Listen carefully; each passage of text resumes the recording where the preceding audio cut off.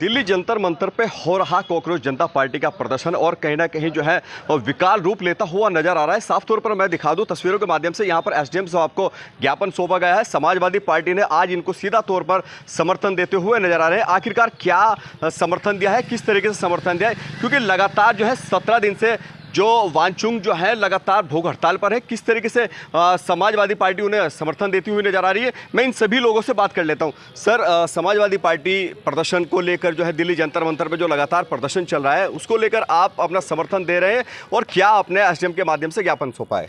सबसे पहले तो मैं आपके चैनल को और आपको मुबारकबाद दूंगा। आज हम लोग एसडीएम ऑफिस पर इकट्ठा हुए हैं समाजवादी पार्टी की तरफ से, समाजवादी पार्टी मीरापुर विधानसभा की तरफ से। हम देश के महान शिक्षाविद वैज्ञानिक श्री सोनम वांगचुक जो जंतर मंतर पर अपना धरना प्रदर्शन और भूख हड़ताल कर रहे हैं, सरकार इस तरफ नहीं देख रही है। सरकार उनकी भूख हड़ताल की तरफ नहीं देख रही है। आज उनका वजन भी घट गया है, उनका स्वास्थ्य खराब चल रहा है, लेकिन सरकार सुनने के लिए तैयार नहीं है। वो एक बहुत अहम मुद्दे पर, पेपर लीक वाले मुद्दे पर अपना भूख हड़ताल कर रहे हैं। एक बहुत महान कार्य कर रहे हैं, इस देश के लाखों करोड़ों युवा और छात्रों के लिए कर रहे हैं, मेहनत कर रहे हैं, लेकिन सरकार उस तरफ ध्यान नहीं दे रही। आखिरकार सरकार क्यों उनकी बातों को नहीं सुन पा रही है? लगातार 17 दिन से अनशन पर बैठे हुए हैं, कुछ भी खाया नहीं पिया नहीं और लगातार वजन घटा है और डॉक्टर की निगरानी में पूरी तरीके से नजर आते हैं, मगर सरकार आखिरकार क्यों नहीं सुन पा रही है? ये सरकार की सोच पर प्रश्न चिन्ह लगता है। सरकार, एक महान वैज्ञानिक जो धरने पर बैठे हैं, आज उन्हें 18वां या 19वां दिन है, सरकार उस तरफ ध्यान नहीं कर रही है। किसी के स्वास्थ्य का उन्हें कोई मकसद नहीं है। सरकार अंधी, गूंगी और बहरी सरकार है, आंखें मूंद कर बैठी हुई है। शिक्षा, स्वास्थ्य, रोजगार और शिक्षा पर इसका कोई ध्यान नहीं है। इसका तो एक ही काम है, वो आप लोग जानते हैं, जिस काम को ये कर रहे हैं इस तरफ इनका कोई ध्यान नहीं है। देश में सोनम वांगचुक का बड़ा योगदान है, किस तरीके से उस योगदान को देखते हैं और एक इस प्रदर्शन को, अनशन को किस तरीके से आप देखते हैं? देखिए, सोनम वांगचुक एक वैज्ञानिक हैं और वो राष्ट्रभक्त हैं। पेपर लीक का मामला, बच्चों का नीट का पेपर लीक हुआ, जिससे देश का भविष्य बनता है, डॉक्टर लोग बनते हैं जो हमारे स्वास्थ्य की देखभाल करते हैं।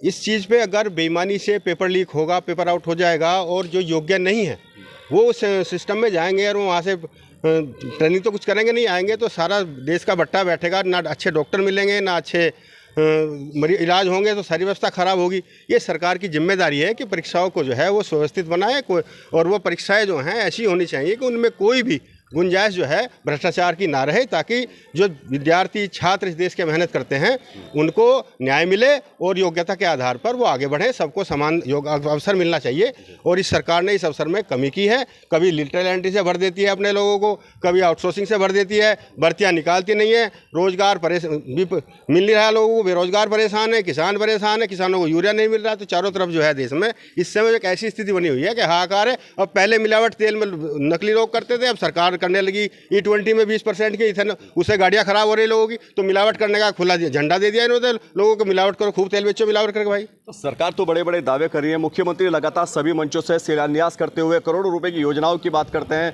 और प्रदेश को कहते हैं कि आज प्रदेश जो है, उत्तर प्रदेश उन्नति पर है।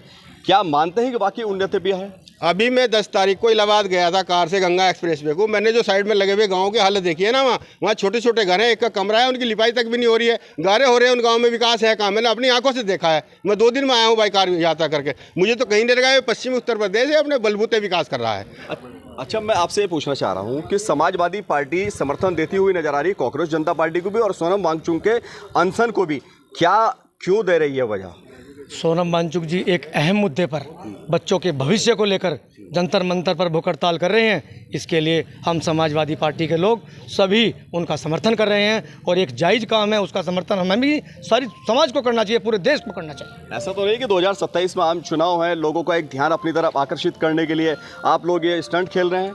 ये कोई स्टंट नहीं है, ये देश के युवाओं के भविष्य के लिए भूख हड़ताल चल रही है। इस पर हमारे सारे देश को सहयोग देना चाहिए और सभी युवाओं को इसमें आगे आना चाहिए, ताकि हमारे देश उन्नति की तरफ जा सके और देश में जो खिलवाड़ हो रही है, जो पेपरों के नाम पर जो लूट हो रही है, वो ख़त्म होनी चाहिए।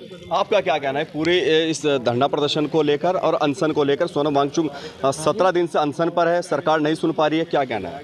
सोनम वांगचुक बहुत बड़े महान वैज्ञानिक हैं और वो जो कर रहे हैं वो आने वाले युवाओं के लिए, जो भविष्य के बारे में लड़ रहे हैं, उनकी लड़ाई जायज़ है। चाहिए। तो ये पूरी के पूरी समाजवादी पार्टी यहाँ पर सोनम वांगचुक को जो है समर्थन देती हुई नजर आ रही है और दिल्ली के जंतर मंतर पर जो हो रहा प्रदर्शन उनको लेकर भी एक बड़ी बात कहते हुए नजर आ रहे हैं कि आखिरकार भाजपा सरकार क्यों अब तक जो है सोनम वांगचुक को नहीं सुन पा रही है और क्यों आखिरकार प्रधान का जो शिक्षा मंत्री है उनका अब तक इस्तीफा नहीं ले पाई है। एनबी न्यूज़ के लिए जावेद, मुजफ्फरनगर।